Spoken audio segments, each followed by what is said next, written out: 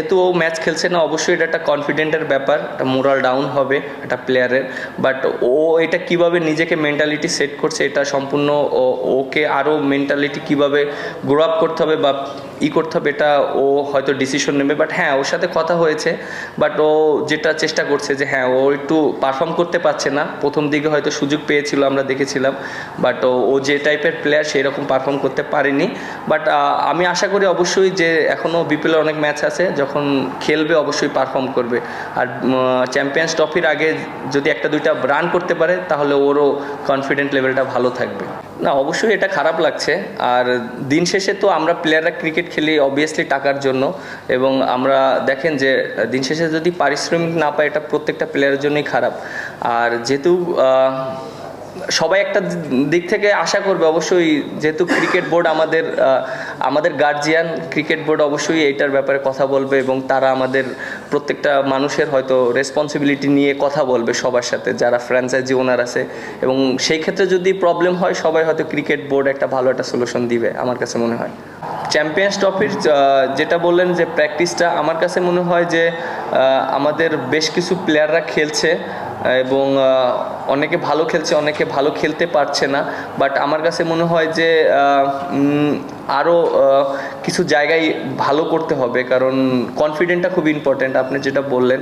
আর এই টুর্নামেন্ট যদি ভালো করতে পারে, ভালো শেষ করতে পারে, ভালো একটা রান করতে পারে, তাহলে চ্যাম্পিয়ন্স ট্রফি যাওয়ার আগে একটা ভালো কনফিডেন্ট থাকবে প্রত্যেকটা প্লেয়ারের। তো খেলেছিলাম 2017 সালে সেমিফাইনাল ইংল্যান্ডে।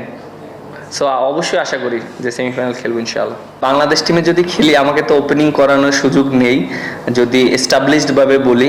সেজন্য আমি চিন্তা করেছিলাম 4-এ ব্যাটিং করি বা 5-এ ব্যাটিং করি, তাহলে হয়তো ওইখানের কন্ডিশনটা বা ওইখানের পজিশনটা আমি অ্যাডাপ্ট করতে পারবো, এটা আমার জন্য ভালো হবে, এবং আমি ওইখানে যে ইজিলি খেলতে পারবো।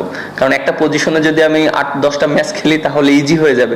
বাট পরে ইস্যুটা ডিফারেন্ট হয়ে গেছে, কারণ আমরা এত ম্যাচ হেরেছিলাম ব্যাক টু ব্যাক। আর চিন্তা করেছিলাম যে উপর থেকে যেহেতু আমি ওপেনিং করতে পারি, আমাদের ম্যাচ জেতাটা অনেক ইম্পর্টেন্ট, স্টার্টটা খুবই ইম্পর্টেন্ট, সেহেতু আমার উপরে ব্যাটিং করাটা খুব ইম্পর্টেন্ট টিমের জন্য। আমি যদি বড় একটা রান করতে পারি, টিমও ভালো রেজাল্ট করবে, এন্ড অফ দ্য ডে আমাদের টিমটার ভালো একটা পজিশন হয়ে যাবে।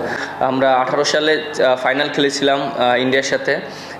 ওইখানে একটু কন্ডিশনটা অন্যরকম, উইকেটটা অন্যরকম থাকে, ওয়েদারটা একটু হট থাকবে, আর উইকেটটা অনেক সময় বোলিংও অ্যাডভান্টেজ থাকে, ব্যাটিংও থাকে। বাট আমরা জানি ওইখানের কন্ডিশনটা কীরকম, সো আমাদের এটা একটা ভালো অ্যাডভান্টেজ থাকবে।